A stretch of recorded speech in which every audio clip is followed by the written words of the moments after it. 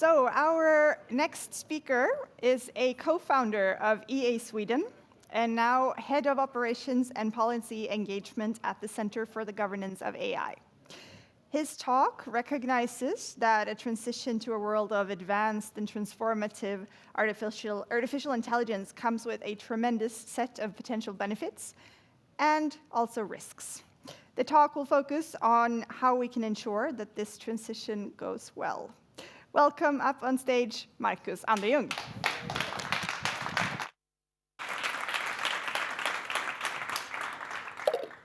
Hello, everyone. Great to see you all. I am really excited to see you all, and particularly excited, having been a part of starting up EA Sweden. I'm super excited about this whole conference, and have been very happy to see all the amazing things that we're starting to do in this community, in the Nordics in general, and also in Sweden.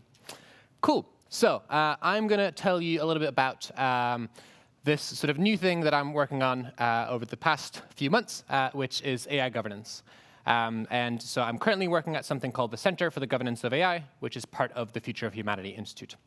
What I'll try to do during this talk is to basically give you a few points. Firstly, I want to kind of convince you that shaping the course of artificial intelligence positively, the trajectory of this development, is very important.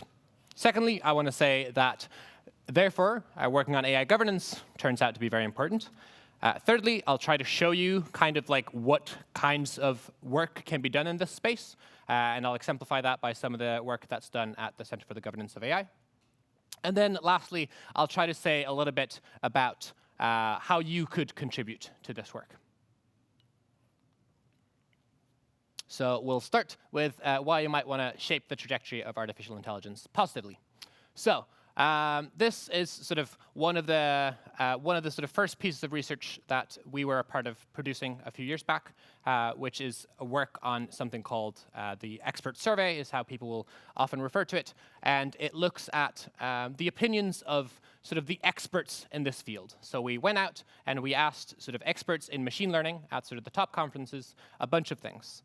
The thing that was sort of the most headline-grabbing and the thing that produced this graph is the question, when will sort of artificial intelligence exceed human performance? The way we operationalize this is we ask them, when will we reach human-level machine intelligence? There's a bunch of different definitions out there about what you might mean by this, by HLMI. The one we used here is the one down there at the right, which says when unaided machines can accomplish every task better and more cheaply than human workers.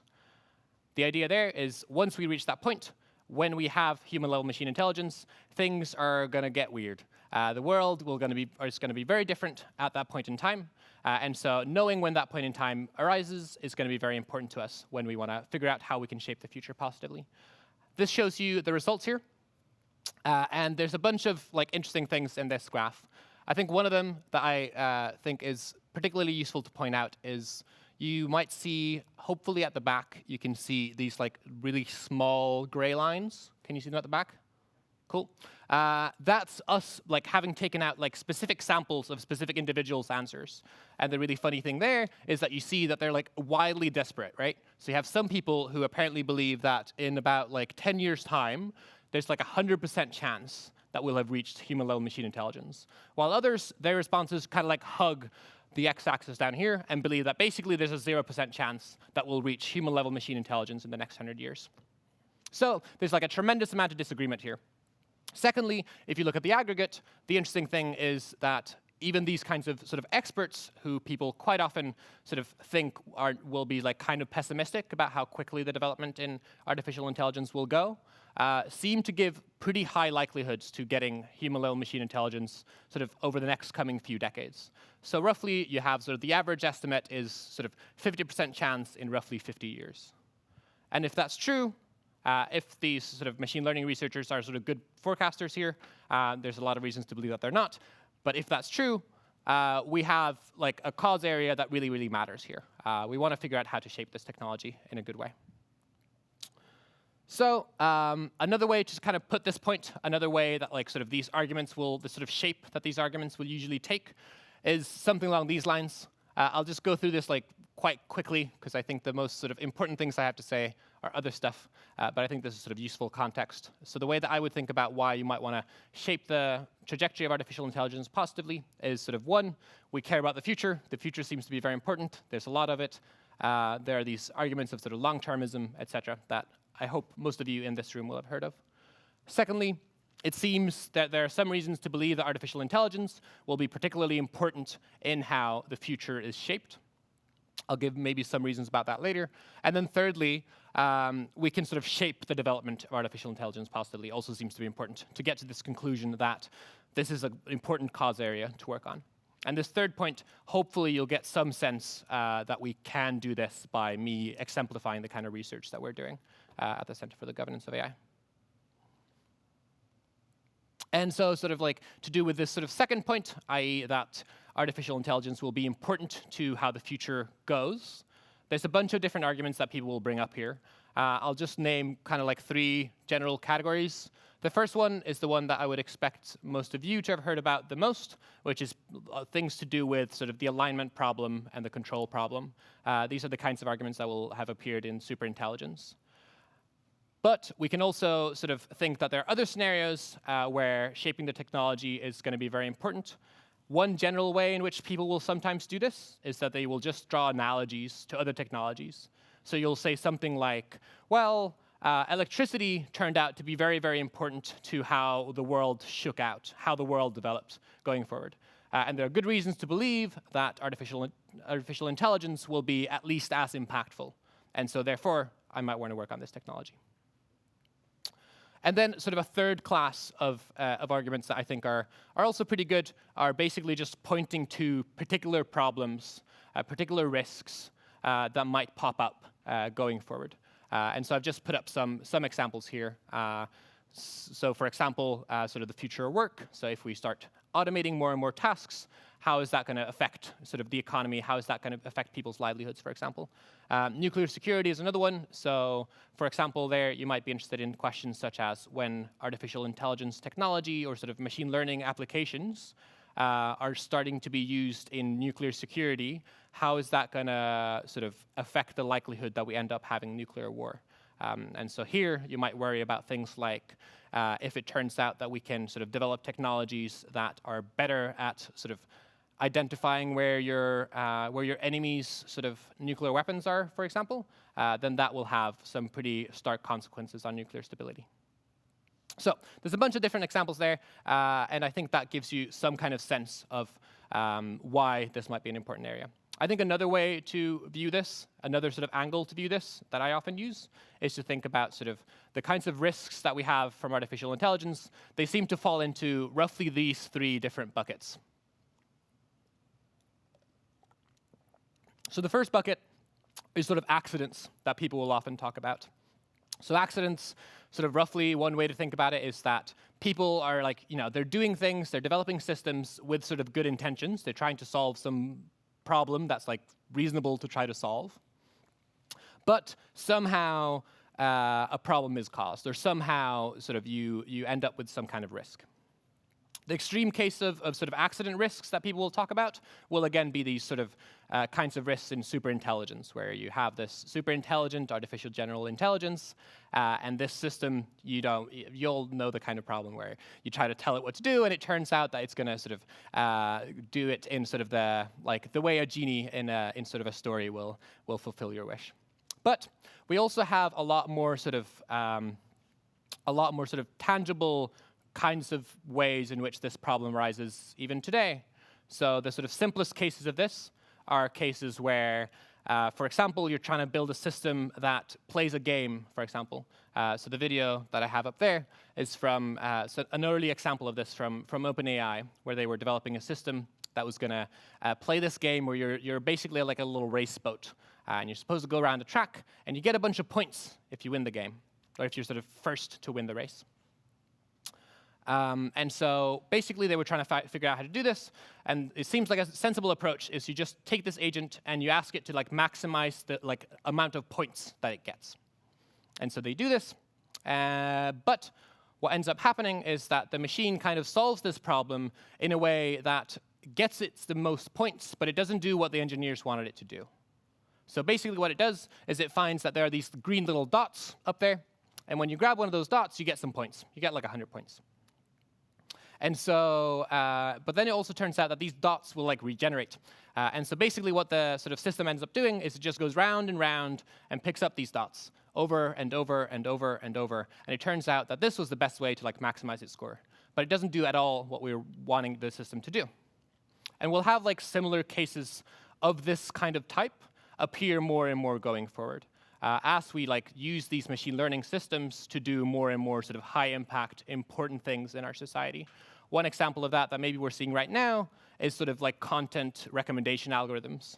So there's been debates recently about sort of how YouTube, for example, will sort of, when they're trying to just like maximize ad revenue, they end up doing things like being incentivized to make sure that people get into conspiracy theories, for example, because it turns out that conspiracy theorists watch a lot of YouTube videos. Right? So these kinds of problems are problems that we'll see more and more going forward. The sort of second case, the second example of risks that will appear are sort of malicious use risks. So this is basically someone using a system to do something that is sort of malicious, do something that is actually sort of not good for the world. I won't go into examples there. I think the last category is really important and is sort of a very important one to have in mind, and in particular when you're thinking about sort of the sort of more medium-term risks. I think a lot of them will take this third form, the form of a sort of a structural risk. I'll mainly sort of exemplify this by a historical example. So here we have the machine gun. This is sort of a new technology that like reshaped the structure. It reshaped how war was being fought. So when you invented the machine gun initially, the sort of inventor of the machine gun, he thought that this was going to be a great invention because it turned out that you could fire bullets, you could fire sort of bullets more efficiently. And so, therefore, you might not need to have like as many soldiers on the field. And so he was hoping that this would therefore like save lives. But instead, what happened was that you have this new weapon, and this weapon provides a substantial benefit or a substantial advantage for the sort of the actor that's like defending in a battle. And so you have this great defensive advantage, and people didn't realize this, and in short, we get World War I and horrible trench warfare. And I think these kinds of things are sort of examples of the kinds of risks that will appear with sort of new emerging technologies developing, where it's not that someone will use them to sort of intentionally do something bad. It's not that like there's an accident is going to happen, but rather the sort of the rules of the game, the sort of incentives that we have will change, which will have then sort of negative consequences. So, hopefully, or maybe you now believe that shaping this sort of the trajectory of artificial intelligence seems to be important. So what do we do about it? One answer is to focus on AI governance. So what do I mean by AI governance? I mean mainly two things. Firstly, there's this sort of descriptive part to it. So basically, it's understanding what's sort of the context, what's the institutions, what shapes actors' behaviors in this space. And quite often, when people hear this word, when they hear sort of AI governance, sort of one first thing to point out is that it's sort of in contrast to technical solutions. So I guess it's sort of a complement to technical AI safety, for example. But then the sort of other thing that people will often sort of think of when they hear this word is that they'll think that sort of this is about governments doing things, it's about regulation. But we take a sort of a much broader perspective, which is really sort of important to take into account. Firstly, we focus on other actors. This is sort of a big system of a bunch of different actors who are sort of shaping each other's behaviors. And so we need to look at the entire system, and we need to look at all of these different actors and not just governments. And then the last point is that we also need to look at other mechanisms. Presumably, a lot of the sort of most important mechanisms in this space, at least initially, will probably not be regulation, but there'll be things like sort of the reputation of sort of actors in the space will shape their behavior. So, for example, if I believe that my reputation will be lowered by doing something that people think is bad, then I will be sort of less likely to do it. And so there's a number of other sort of mechanisms that that people should be looking into. And in most cases, we're not focusing, at least at GovAI, we don't focus on primarily on sort of governments or on regulation. And then sort of the second aspect of this definition is that it's sort of a normative question as well. So the reason that we're asking this question is obviously because we care about how the future goes. We believe that sort of artificial intelligence will shape that a lot. And so what we're trying to do is we're trying to figure out how should we go about, what can we do to navigate this transition to a world of advanced artificial intelligence. So that gives you some sense of what AI governance is. I'll now give like a super short argument for like why it's really important to spend energy into working on it right now. So firstly, we have this thing that I've like given some reasons for so far. Secondly, it turns out that sort of in general, this space is moving rapidly. So firstly, you have the capabilities developing rapidly. But secondly, sort of the governance structures are moving rapidly as well. So there's a bunch of governments putting energy into this, and there's a bunch of companies putting energy into this. So for example, currently we have about like 30-ish national strategies having been published in the past 2 years. We also have sort of talk internationally on the international stage to start something called like the IPCC for AI, which is like a sort of a UN body of scientists who would sort of look into the potential risks and benefit of artificial intelligence and sort of like, lay down the law of sort of where are we in terms of this field. And thirdly, labs are starting to take action. So sort of the like companies at the forefront of this technology are also starting to take action. They're starting to sort of hire policy teams. They're starting to say things about what their sort of views are about how AI governance should actually be done. And so there's a bunch of things happening on the governance side. But the sort of thinking and the actual research on this question of AI governance, about how we actually want this sort of system to look like, is really, really lacking behind. There aren't a lot of researchers in this space. And there's like a huge set of questions that need to be solved for us to be able to sort of shape this governance system well. And so I think this gives you like a pretty good sense that working on this sort of particular cause area at this very point in time seems to be very important. So it seems like it's important to work on this stuff. And now I'll tell you a little bit about how we're trying to work on this stuff.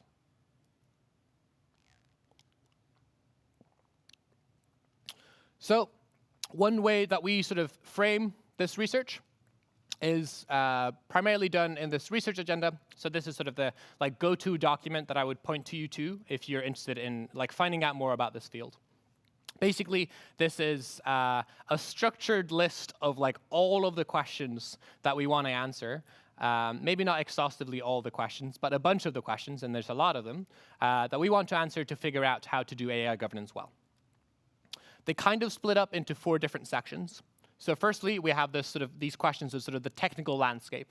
So here we're trying to figure out how is the development of artificial intelligence going to go in the coming decades. Sort of how quickly will development happen, and also sort of what capabilities will we see being developed by what time. This seems to be really important to then sort of understand how sort of the rest of the questions are to come. The sort of second bit is about politics or sort of international security, which is basically about sort of we'll have these technologies, they'll develop in this kind of general way. Well, how is that going to affect society? And so here we're interested in questions such as sort of how international geopolitics will be shaped by this technology, and also how sort of domestic democracies, for example, might be shaped by this technology. Thirdly, we look at sort of ideal governance. So here, sort of one way of putting it is that here we're looking at sort of the destination that we're interested in. So we're trying to define what is sort of the ideal AI governance system that we should be aiming for. And then fourthly, we're looking at AI policy, i.e. how do we translate sort of this knowledge of the technical landscape, i.e. understanding sort of how is the technology going to develop going forward, an understanding of sort of what the consequences of that development will be, and sort of knowing the destination we want to go to, how do we translate that into sort of action right now? If sort of a government official comes to me tomorrow and they ask me sort of, well, what should I do? This is sort of the sort of research area where we're trying to solve that. So I'll give you some sort of brief examples of some of the research that we do.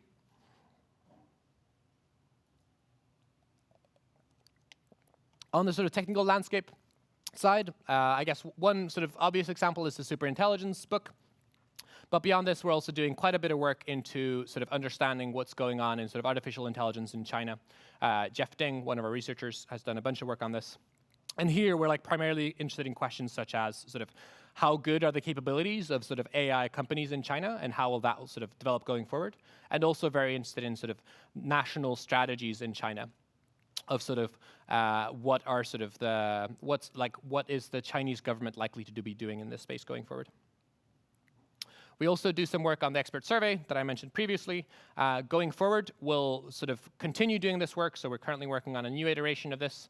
And in doing so, we'll sort of shift direction a little bit to put a little bit of more intention into figuring out not just sort of what are AI researchers' views on, for example, timelines, but also trying to understand sort of AI researchers as a strategic actor, how are they going to behave going forward?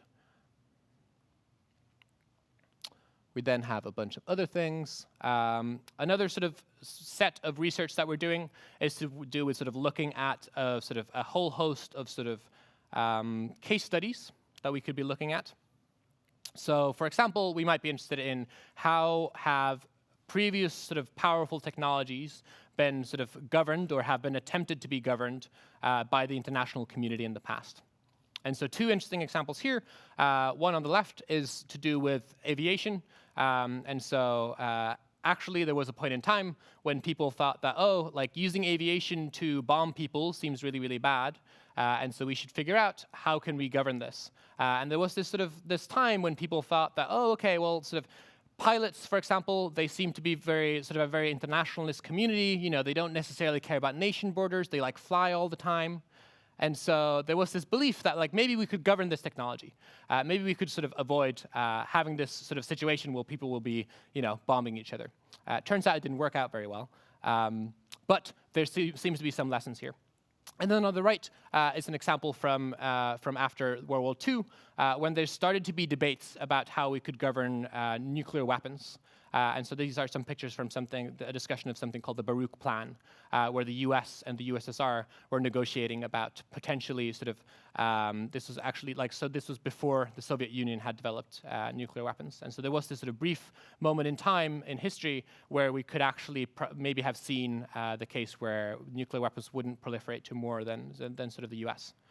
Again, didn't turn out that it worked, but this is like a general case of a place where it seems really important to figure out how did this governance system work? How close were we to actually being able to govern this technology? And what can we learn from this history in sort of when it comes to artificial intelligence? Another set of research that we're doing is to do with sort of, we call it usually like the levers of influence. And so here we're trying to understand how, what are the ways in which important actors in this space can affect each other. And so, for example, you might be interested in what could the interactions between US AI firms and the US government look like when it comes to artificial general intelligence or artificial intelligence. We've also done some work sort of outlining different malicious uses of AI. This is a good go-to report for that. I won't really say anything about this bit. Oh, no, maybe I'll say something about this. So in terms of sort of ideal governance, one thing that you might think is important might be what the public believes. And so we're doing some work on the sort of public opinion to do with artificial intelligence. I'll point out like two of the sort of results that I thought were particularly interesting here. So this is from sort of the first report of sort of continuing work that we'll do. So this was with the US public. In the future, we'll do the same, but also in China and the EU, to try to understand how this sort of other actor that's plausibly going to be important in how this technology develops, i.e. the public, what are their views and how are they likely to behave going forward. So here on the left, we have results from questions about what the public's sort of trust levels are in different actors. There's a few different sort of results to point out here. Firstly, they're kind of all quite it's a kind of narrow band in terms of the amount of trust people put on them. So this is like a cutoff scale. Secondly, we see that sort of there's a bit of difference between different actors. So firstly, the US government and sort of in particularly the DoD, the military, are the most trusted actor. After that, we have academics. And then after that, we have a bunch of companies, et cetera, and Facebook way at the bottom. So Facebook way over here. And interestingly, this was like before even the sort of Cambridge Analytica scandal. And so presumably, if we do this again, they'd probably be a bit even further to the left. And then on the right, we have sort of a analogous graph to the previous one I showed in terms of the expert survey. Here, we've asked the US public about their views about when we'll get high-level machine intelligence. This is like a slightly different definition from the previous one, but quite similar. And the interesting result here is, again, we see like quite a big difference in people's views. Not as big as we found with machine learning researchers. And then also, we just see like much more bullish timelines.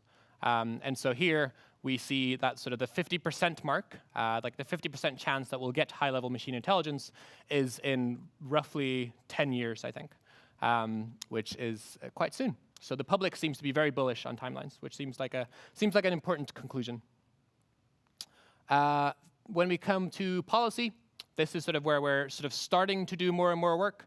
In general, we're sort of quite careful in sort of getting to the point where we can make actual recommendations, because we're sort of come with sort of an academic mindset and we want to be really, really sure about stuff. But we're starting to move into this space. I'll briefly mention 2 ways in which we're doing this. The first was sort of a project that we have a bunch of names for. For example, AI for social responsibility, or the cooperation meta-norm, or AI race to the top. And the general idea here is that we're trying to figure out the sort of very, very broad question of how do we figure out what makes sort of an actor in this space, in particular sort of AI firms. What does it mean for them to sort of do well? What does it mean for them to be pro-social? What does it mean for them to sort of act in sort of accordance with what we would like them to do? Secondly, we want to figure out like how do we actually find out what it means for them to sort of act well or sort of act pro-socially. And then thirdly, we want to figure out how do we actually make them do it? How do we incentivize them to sort of act pro-socially? And how do we make sure that the actors who do are sort of incentivized and they're sort of given benefits? And so, for example, that like talent or money, et cetera, would flow to the sort of actors who act pro-socially. That's kind of the problem that we're trying to solve here. And we're trying to sort of provide a sort of useful framing to be thinking about this problem.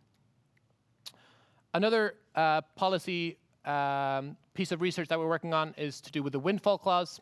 This is super briefly the idea that you have companies sign up to a contract, basically, that says, if we win the AI lottery, we sort of take a tremendous part of the global market, and we make a ton of money, we'll give some of it back to the global commons. And so this is like a pre-commitment that they could make today to do so going forward. So this is something that, for example, OpenAI, one of the sort of leading actors in this in this space, has already done. And the idea would be to extend this to other companies. And so we've done a bunch of research on this. And for example, figuring out questions such as like, would that even be legal? Could like the CEO of Google, for example, sign this kind of contract today? It looks like, fingers crossed, they could. In Delaware, it seems like it's legal to, as long as the value of the thing you're signing away, the expected value is low enough, it's okay. So it needs to be roughly like 10% of sort of annual profits in sort of net present value. And because of sort of discount rates and because of sort of potentially sort of low likelihood of sort of reaching this big bounty, the expected value is sort of low enough such that you could actually have this thing be signed. So this is something that we're also looking into and doing a bunch of research on. Lastly, super briefly, I'll talk about careers. I think that one good way of viewing sort of what the types of careers in this space look like, I think, is to just have this super simple model of how policy is made or how like decisions are made.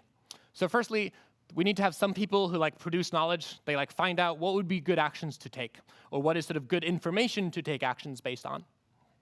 So these are like what you might call the researchers. Then you have the translators or the communicators. They sort of translate this knowledge that might be sort of super academic and it's sort of in boring graphs that nobody wants to look at. You translate that to the decision makers. And the decision makers are the people who actually make the decisions. Usually these will be people in either government or maybe in firms, for example. And if they then make decisions based on this knowledge, hopefully we'll have better outcomes. And so I think one way to think about where you might fit into this space is to think about which of these 3 buckets sort of would suit you the best. I have the most to say about the first bucket, because that's the main thing that we're focusing on at GovAI. We're partly focusing on the sort of translation bit, but in the main, what we're maximizing for is making sure to sort of do the best research in this space. Yeah, here are just some things to keep in mind about like what makes you good fit for this space. I think the best way to find out, or like a super cheap way to find out, is just like ask me afterwards. But here are some things to keep in mind. In terms of your psychology, you obviously need to be like interested and committed to this space. You generally need to be like kind of like a careful person. So there's a lot of sort of interesting things that you could be saying in this space, but a lot of them would be like irresponsible to say. And so you want to be sort of careful. You also want to have sort of risk appetite, because like a lot of these things that you'll be working on will have like a very small likelihood of actually working out. In terms of your thinking, in general, you just need to like think well. You need to have like good epistemic norms and be able to sort of think very carefully about issues and be sort of open and sort of humble and those kinds of traits. Another thing that we look for a lot is sort of people having good like research taste. So just having a good sense of what kind of research, what kind of questions, and what kind of approaches to those questions seem to be important and viable is another thing that we'd be looking for a lot. And then another thing that I'd be excited about when I'm looking for people to hire is to figure out how you can connect your specific expertise to the big picture. So a lot of people will be there's a lot of spaces where you could do something very, very narrow, something very, very specific in this space. And that's really, really good, and we'll need a lot of those people. But in order for you to do that research well, you need to be able to connect it to sort of the bigger picture. So yeah, in general, I'll just like end on this slide. There's a bunch of things here to figure out. I'll end by saying one of the places that you can do this research going forward is with me, is at GovAI, the Center for the Governance of AI. And we'll be like trying to hire quite aggressively going forward and trying to find people who can do this research well. For example, we are currently running and we'll be running sort of fellowships going forward, where people come in and they work with us for 3 months on like specific research projects to really get up to speed in this space. Cool. Thank you so much.